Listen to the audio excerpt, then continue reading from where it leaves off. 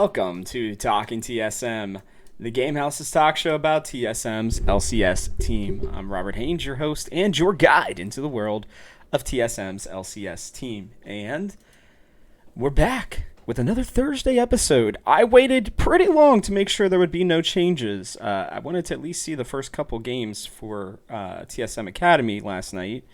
And, well, I didn't go very well against C9 Academy, unfortunately. So I can't imagine that they're going to make any switches now. That would be very silly. Yeah, silly is the way I would put it. But, with that, that's good, in my opinion. Seoul went on Hotline League, which is great. There were some good things talked about. He is quickly being put into the spotlight. Everybody wants to declare him as a star and everything else. I really hope that it's not too much pressure. He seems to be able to handle this kind of stuff, but he's also pretty young and he's played 2 games. So, the fact that everybody wants to anoint him already is a little frightening for me. Not for like overall. Like I think he can be a star, and I think he probably will be a star. But, like, even this weekend, I have to imagine we're going to see some more rough outer edges. But,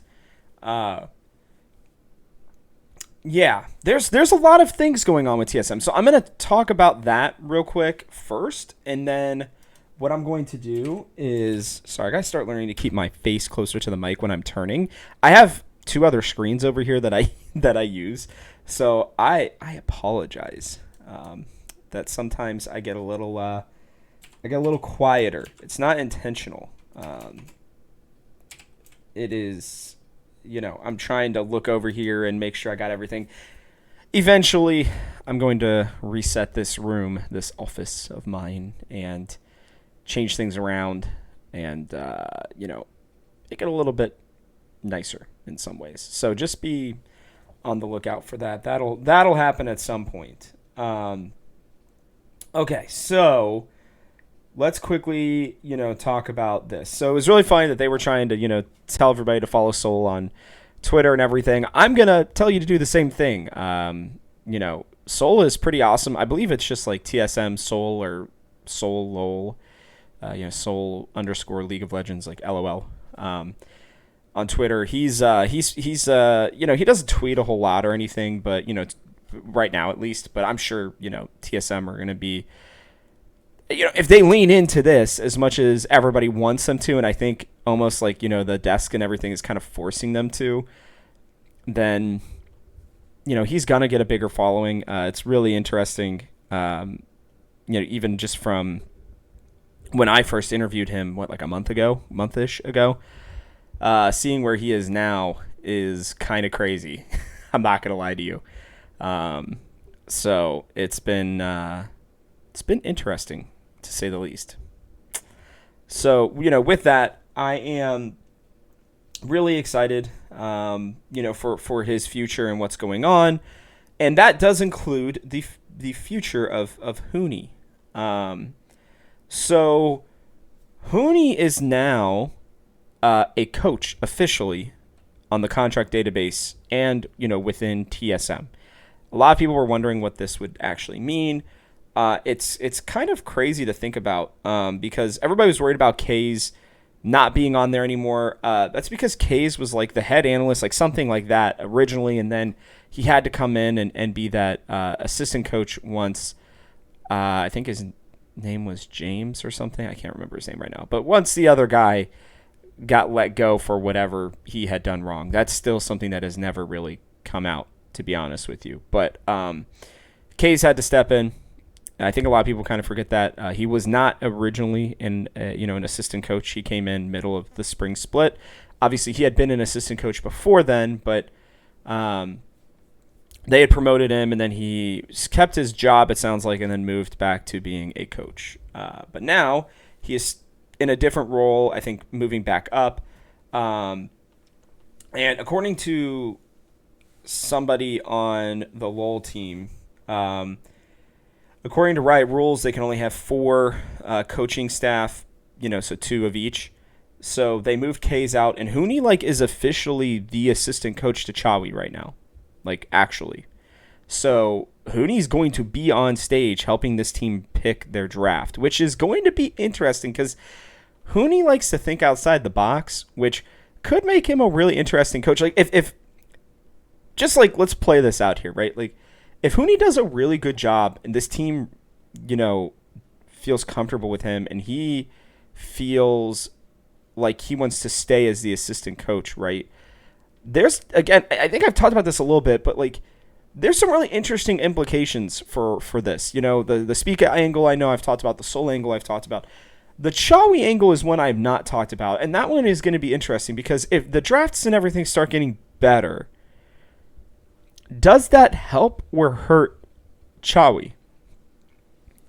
And what I mean by that is, like, Chawi has already been known as a pretty bad drafter, or has at least allowed his players to have such an influence that things are not going well. When we heard about they only had 3 bans prepared for, I forget which game it was. I think it was the Golden Guardians game or something like that, or the Dignitas game.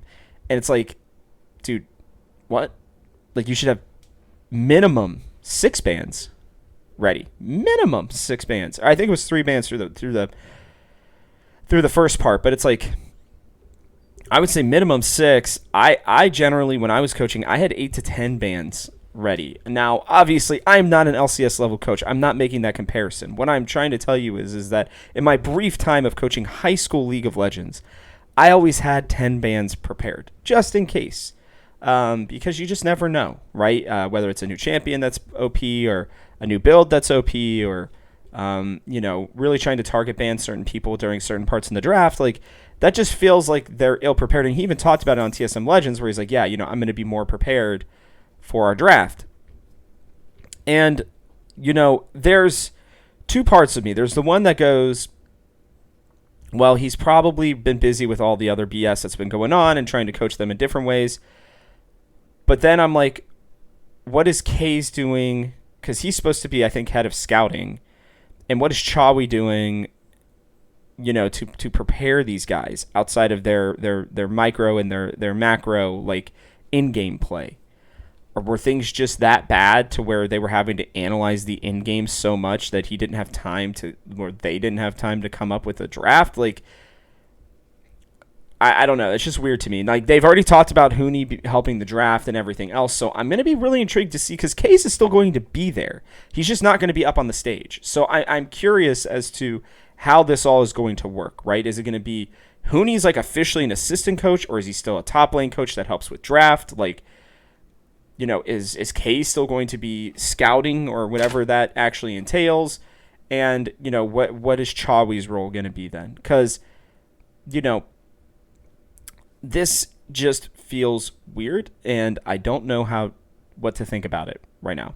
I'm going to be honest with you guys. I just don't know. So, the Huni angle is such an interesting one for us, and it's going to be worth watching if this team continues to get better, or it starts to get better, I should say, really starts to get better. And their drafts start to get better, and the guy that they are trying to make a superstar, the guy that they want to be a superstar in Seoul, they want to, hopefully be by beginning of next year a top 3 top laner, I think is kind of their goal. Which I think it's wide open. I believe that can happen. Then you got to wonder how long, because Huni's contract technically now runs out at the end of the season. I really wonder what this is. Like, what is going to go on with Huni here? I am a little more than intrigued by this, because there's a lot of implications right now. And this is the fun part, guys. This is the part where we get to speculate, where we get to really try to hypothesize, put out different theories on what is going to be going on with this team. And I'm personally super excited about it. I'm not going to lie to you. I am pumped. There's just a lot, I think, that can be done with this team, and we're going to learn a lot about this team over the last, 4 weeks of the season, right? 2, 4, 6. Yeah. So because we're heading into, what is this? Is this week 5, right? Yeah, week 5. So we got 5, 6, 7, 8. Okay, yeah. So I'm personally just really, really interested. Like, I'm not gonna lie to you guys. This is gonna be fun. Hopefully. I mean, there's a world where everything comes crashing down, like literally this week, and we're going to talk about that. But I think for right now, like there's like a hint of excitement for us. We have young players, we have new players. Chime played out of his mind in that second game, and I will still argue that he played pretty well in game 1 for me. A lot better than I think people are going to give him credit for. The whole team started just dying randomly at the end there. Nobody's really, blaming Maple for dying. I think it was like 7 times, right? Like, both of them were trying to make plays. It just wasn't working. I don't really care how often they die if they're strategic, intelligent, like they are attempting to do something with their time, I guess. I don't know exactly how else I would say that. They're trying to make plays. If they're dying trying to make plays or trying to be body shields for their carries or something like that, not that Maple wasn't the carry in that game, but you get what I'm saying. Like for Mia, or not Mia, God, for Chime specifically, I think he had a good first weekend. I think the whole team honestly had a better first weekend than I expected. Now we get to see what happens when teams like 100 Thieves and Immortals have had time to dissect the way that TSM played, especially that second game and probably the first game, and what's going to be necessary for them to win. So, yeah. With that, we should head into our Week 5 matchups. I want to make sure this is Week 5, by the way, because I feel like a moron right now because I'm not like... Yeah, it's Week 5. Okay, good. I don't know why, but there was just a little hint of doubt creeping in on me. So as a reminder, our lineup is Soul, Spica, Maple, Instinct, and Chime. Okay? Going into this week. Yay! 2 weeks in a row. Same lineup. Let's hope they play well enough so that TSM doesn't freak out and change it for week 6. Because it's not like solo or tactical right now are doing any better to help this team. And it seems like TSM, I think smartly, are basing their bot lane off of the duo, not off of just one player individually this time. So hopefully at least. 100 Thieves. I said this on Hot Takes. Make sure you guys go check that out. I still have to eat something spicy. That'll be going up on the next episode. But I am of the opinion, okay, that 100 Thieves are a very beatable team. We almost beat them in week 1 in that first game. It took a pretty epic comeback for them to make it happen. They have that ability. They are a good team. And what I like to do, as you guys know, is go lane by lane, right? Someday is better than solo. I think Spica is better than closer. I think Maple is actually better than Abadage most times. Abadage has had some pretty good games lately, so we'll have to see. I think Abadage really likes champions where he can go in and do something. So taking the Silas off the board, I think, is not a bad idea, but we'll have to see. FBI is certainly better than Instinct, and who he is definitely better than Chime. So it's 3-2 in terms of laning in favor of 100 Thieves. They also have team cohesion. We've been playing together for what will be 3 weeks now, because apparently even as soon as they lost to Dignitas, they made these changes and started having these players play together from what it sounds like. But as in us, TSM, that's what we did. But they've been playing together for 3 splits now, almost over a year, well over a year. So that team has some of the most team cohesion ever in LCS history. There's always roster changes, at least one. They've had the same coach, the same roster, the same, I think maybe even assistant coaches. They might have changed out one, but continuity is on their side. They know what they have to do to win games. That's why they are 6-3. That's why they are arguably the second best team in the LCS right now. They are a good team. They are not unbeatable, though. When Abadage is put on a champion that he has to try to scale with or that he's pushed in lane with, that is beatable. And if I'm TSM right now, like I'm really hoping that we're red side because then that gives Maple his pick of the litter to counter pick. Right? So like, I wouldn't even be surprised to see, the Lysandra come out maybe this weekend for the first time for us.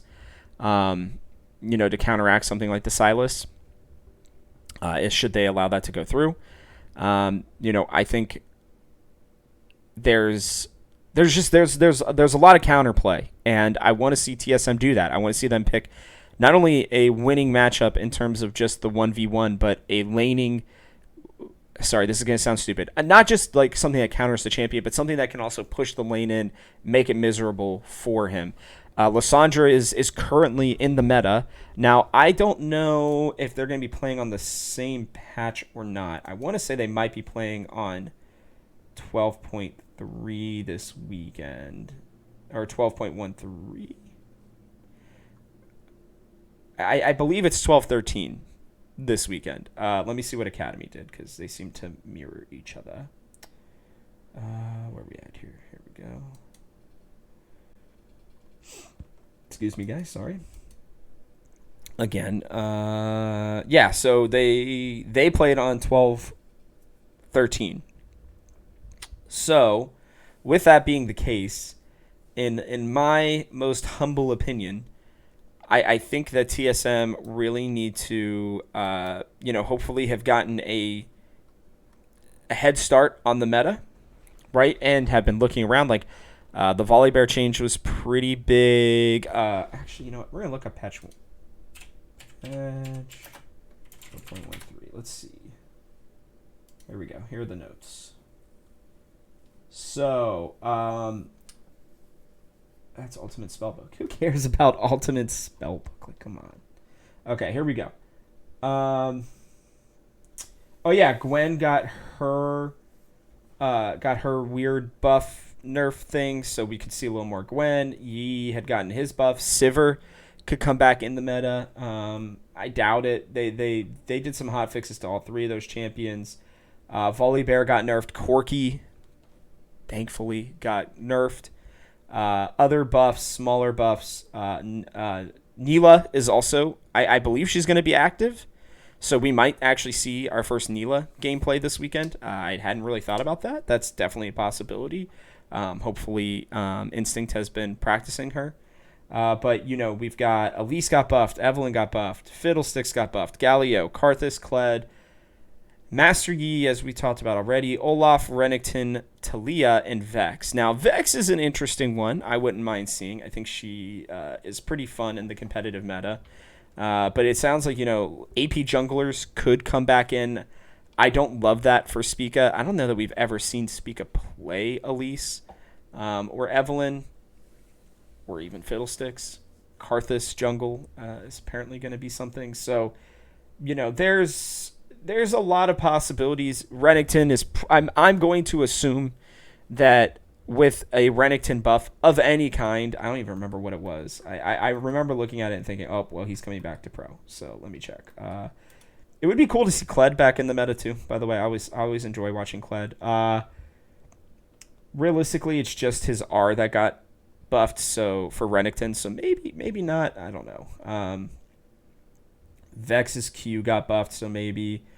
Volibear it was the biggest hit on this patch. He's still pretty good, by the way, but he's not OP, so we may not see him. I would expect to see something like the Olaf. I would actually like to see a Spica Olaf pick into this team, because I think that could be, like, if he's trying to play, like, hyper, not scaling, but hyper aggressive damage dealing champions, like, that's a really solid one for them to play. I wouldn't be surprised to see, like, Renekton Elise as well. Like, if Spica's been practicing it and Soul feels comfortable on the Renekton, that could be something that we could see. But, another fun comp would honestly be Kled Olaf, Lysandra with, I don't know, Zeri and what would be good there? I don't know, just something engagey, tanky from Chime. Whether that's even like an Alistar or something like that. But, using that Kled ult to really get them into the fights pretty easily. That would be a really fun comp. Imagine imagine Kled speed buff with Zeri alt speed buff. Like that champion would be basically untargetable, which sounds terrible, honestly. But whatever. So there's even Neela, like seeing some interesting strats come out with her. My point is this patch is they're gonna have to be ahead of it, and I think for the 100 Thieves matchup, I want to see what the mid lane matchup looks like, and I really like. I think Olaf might be a priority. Let me look at his buffs again real quick here. Where is it? Olaf's buffs were to his health regen went down, health growth went down, health regeneration at 18 went down.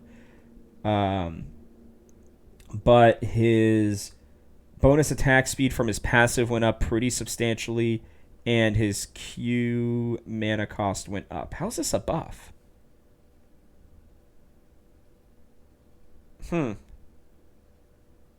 Apparently this is going to help him jungling. So, I don't know. That doesn't seem like a significant enough buff for me, but maybe Olaf will come back in. If he does, I'm sure Blabber will play him, but more importantly, I think that we can play him. I would like to see Spica on him, and I would like to see the team kind of play around, getting him fed. Neela seems like a good champion that could actually support a little bit. Seraphine is still pretty strong in this patch as well, if I remember correctly. So, you could even do something like, the Olaf, the Renekton, the Lissandra with Seraphine and Senna or something like that bot lane, giving you a little bit of scaling while still, giving you that early threat and the aggression as well. Because Olaf it's really hard to kill Olaf early on, and realistically up until the late game. He's kind of a monster when he's in the meta. So for TSM against 100 Thieves, I would like to see them pull out something like this. I would like to see them, pull out a comp like that because, I think that's the way that you're going to beat 100 Thieves. Now, you still need a scaling option of some type in the bot lane, I believe, in order to make sure that, in order to make sure that 100 Thieves can't just outscale you and win the game later. But, the prio is going to have to be in the mid lane, and thus giving you access to whatever other lane you're able to get prio in. Okay, I would prefer it to be bot lane. I wouldn't be against Lucian Nami. It's still pretty in the meta in this patch, I believe. So, if that's going to allow them to, push the lane in to use mid control and get control of Drake stacking, I believe that's the way to go against this team. The macro, who gives a shit, honestly, about Rift Herald in this game? They can take towers. I don't really care. If we're going to try to do a little bit more of an early game aggressive comp, which is what I would suggest, then having the dragon stacking, even if it's something like Cloud, will still be helpful to you. So I would prefer that. I wouldn't mind still seeing the Shyvana as well, but, maybe to give... honestly, to give Soul something that he can at least, be super tanky and helpful to the team. I also wouldn't mind to see an Ornn out of him. I think an Ornn game is coming soon, and I think it would be really beneficial to him and the team. It's a pretty safe pick all the time. It's a good pick too. So we'll have to see. I am predicting a loss in this game, but I do think it's going to be a lot closer than people think. I believe that TSM are going to be able to, really put Abadage on the back foot, kind of like they did in the first game. Maple knows how to take it to him already. I just have this feeling that we're going to throw the late game again. I really do. 100 Thieves are really good at that. Again, they're polished. They're composed. They played together for a really long time. And that's enough to beat a team that's only played together for a couple weeks, regardless of skill level or anything else. So, unfortunate, but this team seems to win in spite of Abadage. This will be another game where they do that. Moving on. TSM will be playing Immortals, who are anything but immortal, although they are coming off of a big comeback win against Cloud9. Good for them. Awesome. We did the same thing with FlyQuest. I still don't think either team is extremely good in any way. Wins against bigger teams seem to come more often lately. I think because maybe those teams lose focus or respect for these teams and are more willing to take some risks. didn't really happen as much in the FlyQuest game, but definitely happened in the C9 game. Pulling out the Kindred was questionable at best. Not that that was like the main reason that they lost, but it just didn't feel like it had much of an impact. I wasn't a big fan of it. So with that, I listen. Going lane by lane, I think Revenge is probably a little bit better than Soul just because he's been around longer, but I think Soul's potential is extremely higher than his. Jungle-wise, I don't even think it's close. Closer. Kenvi is not as good as Spica, just facts. Maple's better than Power of Evil, facts. Lost is probably still better than Instinct, but it's probably not by much.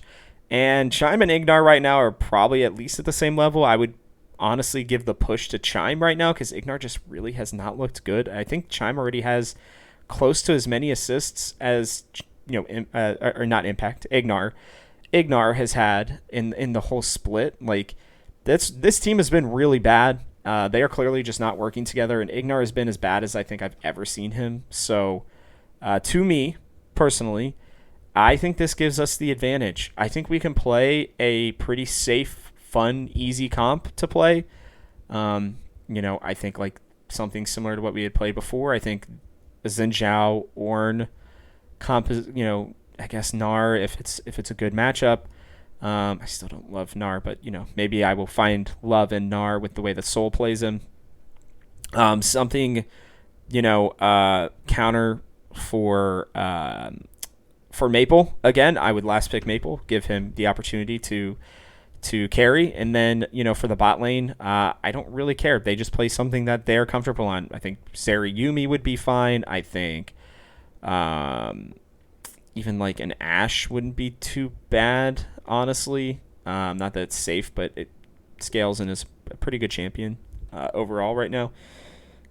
One that's definitely not being used enough. I guess even if they wanted to go super divey, they could bring out the Kayys. I guess there's a lot of options in the bot lane right now, which is seemingly very rare. But I just want to see this team play another clean game of League of Legends. I am going to predict them to beat Immortals. I really do think that they are better than Immortals. Even if we had lost on Sunday, this still would have been a push. I probably would have given it to Immortals just because of the C9 win, but the fact that we were able to take FlyQuest out in such a, I think, strong manner, and that the C9 game was a little closer than I thought it was going to be is fine with me. So I am going to, predict us with a win over Immortals, because what I think is going to happen is I think Kenvi and Power of Evil are going to get kind of overwhelmed by Spica Maple, and I think the other two lanes are going to just be able to stay stable. I think that's what you have to do against this team. Like, you don't have to take any risks. With 100 Thieves, I think they need to maybe take risk, maybe take a champion that's a little unexpected potentially. I wouldn't even be surprised if they potentially, I would really hate this, but maybe gave Soul a chance to carry against someday, kind of put them on their back foot, to say. But with this team, I think in a straight up game where you don't have to pull out anything crazy, you don't have to go for the early game, I think you can kind of scale for late game even, and I think you just beat this team naturally. They're just not playing well together. They're not a good team, and I feel like we are a better team than Immortals, and this win would be massive. Talking about standings here again, this would get us to, what would it be, 4-7, which is fine to me, over the weekend, and it would give us a 2-0 over Immortals, which, listen, if our goal right now, at least my goal, is to just make playoffs, right? There are 8 frickin' teams that make it. All we need to do is not be one of the 2 worst teams. This gives us a huge advantage over Immortals. Having that tiebreaker, that 2-0, gives you, it's more like a 2-game lead over Immortals than a 1-game lead. Now, if Immortals lose both of their games, they'll be 2-9, which would actually give us a 3-game lead because we'd be 4-7. So, again, I know in all reality it'd be a 2-game lead, but with the tiebreaker, it's basically a 3-game lead. They have to be a game above us, right? They cannot be the same score as us. So a win on Sunday almost effectively knocks Immortals, unless if they go on a huge run, out of the playoffs, essentially, in my mind. And that brings it down to us versus Dignitas. Those 2 games alone, just being able to beat Dignitas and being able to beat Immortals, almost, not completely, but almost guarantees us a playoff spot. which is what we want. We want these young guys to get a best of 5 series under their belt. That would be huge. Even if we get slaughtered in a 3-0, which we probably would, maybe we make a game or two close, but we would likely get 3-0'd. That's okay. This is good. Like, this is what we want, okay? I am not upset whatsoever about us just making the playoffs. That is our goal right now. 6 wins was what I felt like would pretty much guarantee us playoffs right now. We are halfway there. We just got to go 3-6 again this second half of the split. A win over Immortals and a win over Dignitas, and then finding a win somewhere else will probably do it. I mean, even 5 wins theoretically would make it, but I have a feeling that Dignitas and Immortals will find some games too. I mean, they already have. They probably will. Whatever. I don't really care. There's still even a chance at 6th, which is crazy. We're literally 1 game behind everybody else. If this team really figures it out and puts it together, it'll be weird. I doubt it. I would put it at about a 10% chance, but it could happen. Top 6 gets you freaking double a limb. There's still a world where that happens. If we had won against Dignitas, I mean, maybe you know what? Let's put one more theory out there. This is tinfoil hat stuff for real, but like, maybe we'll look back on that Dignitas game and think it was the best thing that has happened for this team, because maybe Instinct Chime become a really solid bot lane and Soul becomes one of the best top laners in the LCS. Spica's already one of the best junglers. Maple is, I think, a stable, if not better than average, mid laner, and that at least gives you a team that can compete. So we'll have to see. I am very much intrigued by this team right now. There is the world where we go 0-2 and it's ugly, and then we are right back to the bottom, which is where I kind of think we should be, but we're not. Our young guns they played well on Sunday. We're 2 games in. It's really fully hard to predict how this team is going to produce, but they seem to have a lot of gusto. I really do think the Huni coaching thing and being on the stage is going to help this team. He's probably going to be a little distracting because that's just who he is, but I do think he's going to take this role seriously, and I do think he's going to help potentially come up with some fun, creative, interesting drafts and at least give us a chance to win some games. I hope so, because it seems to be Chawi's. I don't really know what Chawi's strengths are right now, and I don't mean that in a rude way. I'm sure that they are behind the scenes to where we can't see them, but drafting has not been a strength of his. And if Huni has full control over helping with this draft, again, he's going to pull out some crazy stuff, but it could be really good. And he seems to be fully committed to getting into a coaching role permanently, potentially. So this is his opportunity to shine. And if he can help this team figure out their drafts, then it's going to be pretty hard for TSM not to want to bring him back, maybe even as their draft expert with the top lane focus. I mean, there's a world where this stuff happens. We're starting to see more and more teams go with positional coaches. I would like to see TSM potentially have positional coaches in areas that they feel like they need it. AD carry, would be good. Like, if next year they stuck with Instinct and they stuck with Soul, if we had Huni and somebody else, like maybe even Wild Turtle, I don't know, just throwing out a name out there that doesn't have a team right now, that might be a good coach. Just saying, you bring them back, people are going to be excited, and they're able to help those 2 players individually. I don't think that that's a bad idea. Just putting that out there. So we will have to see. Let me know. Man, I keep meaning to do this. I keep wanting to tell you guys something to do, in the comment section before I get started, but then I just get on a roll and I kind of forget. So, that's going to be something that'll be changing. This show will be changing once the off season hits. Y'all better be ready for that. I'll probably take a 2-week break to kind of refocus this. So I guess that's kind of my announcement of an announcement. But yeah, regardless, moving on. Thank you so much, for continuing to watch this. For all of you who do, I hope that you guys are enjoying it. And yeah, let's go TSM. A 1-1 weekend would be really great.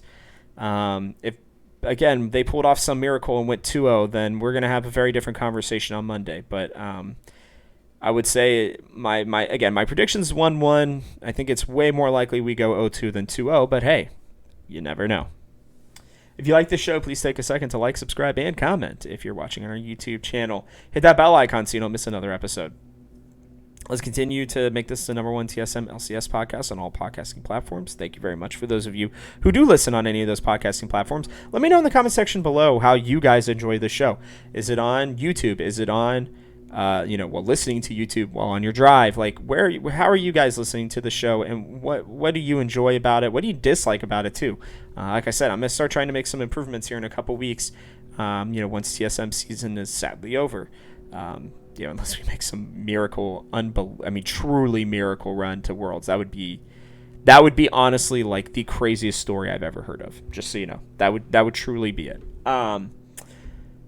Please share this with your friends. You can find me on Twitter at TGH Robert Haynes. You can find the Game House at TGH Esports.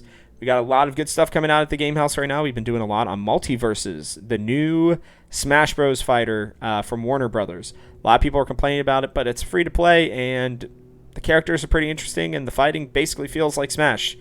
With Smash having no game coming out for probably at least the next year, that might be a good thing to look into. Just putting it out there. With that, thanks for tuning in. This show comes out every Monday and Thursday during the regular season, and is exclusively for your TSM earholes. I'm Robert Haynes, and this has been Talking TSM. I'll see y'all on Monday.